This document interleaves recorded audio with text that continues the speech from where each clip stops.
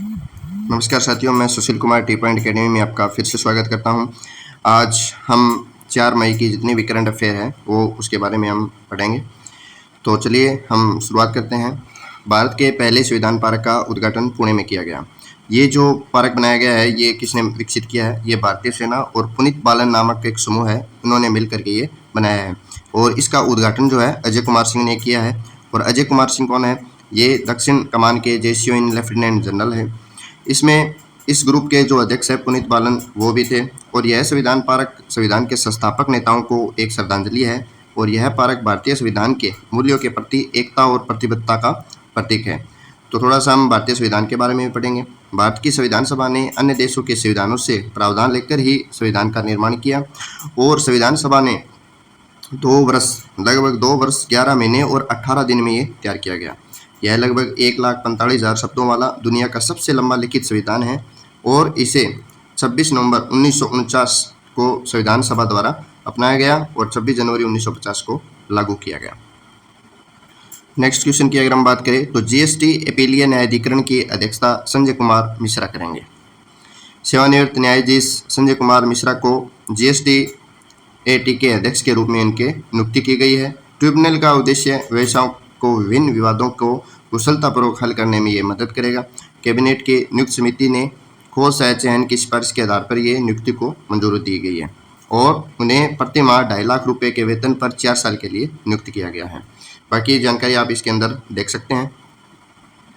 Next question की अगर हम बात करें तो चंद्रमा के सुदूर हिस्से से नमूने प्राप्त करने के लिए चीन द्वारा शुरू किया गया एक ऐतिहासिक मिशन। 3 मई को चीन ने चंद्रमा के सुदूर हिस्से से चट्टानों और मिट्टी को पुनः प्राप्त करने के लिए लगभग 2 महीने के मिशन पर एक मानव रहित अंतरिक्ष यान लॉन्च किया, जो इस तरह का महत्वाकांक्षी प्रयास करने वाला पहला देश है। और चोंग-E6 चंद्रमा के सुदूर हिस्से पर दक्षिण ध्रुव एटकेन बेसिन में उतरेगा, जिसके बाद यह यहाँ से नमूने हासिल करेगा और लौटाएगा। 2018 की अगर हम बात करें तो चीन का चांग-E4 चंद्रमा पर पहली मानव रहित लैंडिंग थी और 2020 के अंदर चांग-E5 ने 44 वर्षों में पहली बार चंद्रमा के नमूने प्राप्त किए थे। आईसीसी पुरुष T20 वर्ल्ड कप 2024 का आधिकारिक anthem out of this world जारी किया गया है। ये जो आधिकारिक गान है ये ग्रैमी पुरस्कार विजेता कलाकार सीन पॉल और शोका सुपरस्टार ने तैयार किया है। आईसीसी पुरुष T20 वर्ल्ड कप 2024 शुरू होने में सिर्फ 30 दिन बचे हैं। एंथम की रिलीज अब तक के सबसे बड़े क्रिकेट कार्निवल तमाशे के लिए मंच तैयार कराती है।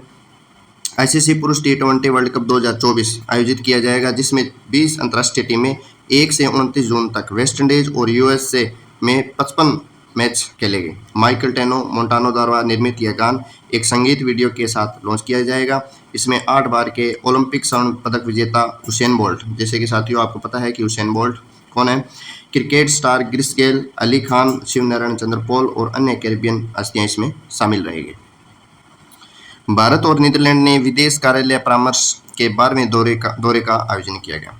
एफओसी का 12वां दौर हेग में आयोजित किया गया था। भारत और हेग द्विपक्षीय संबंधों को मजबूत करने पर सहमत हुए। वे सेमीकंडक्टर और हरित हाइड्रोजन जैसी नई और उभरती प्रौद्योगिकियों पर ध्यान केंद्रित करने पर सहमत हुए। विदेश मंत्रालय में सचिव पवन कपूर ने भारतीय प्रतिनिधिमंडल को नेतृत्व किया। दोनों पक्षों ने जल, कृषि और स्वास्थ्य के प्राथमिकता वाले क्षेत्रों में आगे बढ़ने पर विचार विमर्श किया।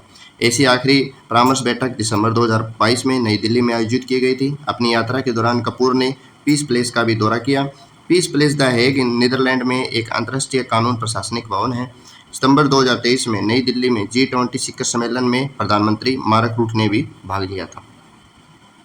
अगर बैंकिंग क्षेत्र की अगर हम बात करें तो ICICI बैंक ने 8.14 ट्रिलियन रुपए का बाजार पूंजीकरण हासिल किया। इसके शेयर 1163 रुपए के सर्वकालिक उच्चतम स्तर पर पहुंच गए हैं। इसके शेयर में 5% से अधिक की वृद्धि हुई। यह बाजार मूल्य के हिसाब से शीर्ष 5 कंपनियों में से एक बन गई है और ICICI बैंक ने इस मील के पत्थर को पार करने वाला दूसरा बैंक बन गया है। और पहला जो बैंक की अगर हम बात करें तो वो है HDFC। सबसे मूल्यवान भारतीय कंपनी के रूप में रिलायंस इंडस्ट्री की स्थिति बरकरार है। इसका बाजार पूंजीकरण 19.8 ट्रिलियन रुपए है। इसके बाद 14 ट्रिलियन रुपए के बाजार पूंजीकरण के साथ टाटा कंसल्टेंसी सर्विस है। और बैंकों में HDFC बैंक 11.6 ट्रिलियन रुपए के मार्केट कैप के साथ पहले स्थान पर है। इसके बाद में 7.4 ट्रिलियन रुपए के बाजार मूल्य के साथ SBI बैंक। अगर हम वित्तीय क्षेत्र की अगर हम बात करें तो वित्त वर्ष 2024 में भारत की जीवाश्म ईंधन क्षमता 2.24% बढ़ी है।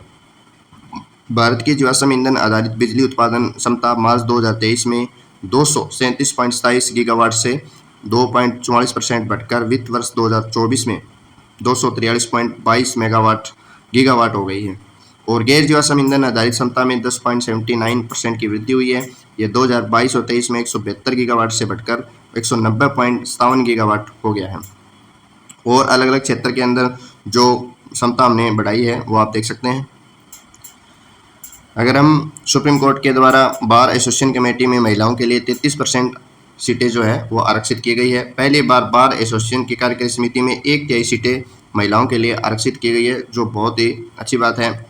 एक नए नियम के अनुसार कार्यकारी समिति में 9 में से न्यूनतम 3 पद और वरिष्ठ कार्यकारी सदस्य के 6 में से 2 पद महिलाओं के लिए आरक्षित होंगे। जस्टिस सूर्यकांत और केवी विश्वनाथन की पीठ ने महिला वकीलों को आरक्षण देने का आदेश पारित किया। सुप्रीम कोर्ट ने कहा है कि पदाधिकारी को कम से कम एक पद विशेष रूप से बारी बारी से और रोटेशन के आधार पर महिलाओं के लिए आरक्षित किया जाएगा। 2024 और 25 के लिए कार्यकारिणी समिति के कोषाध्यक्ष का पद महिलाओं के लिए आरक्षित रहेगा।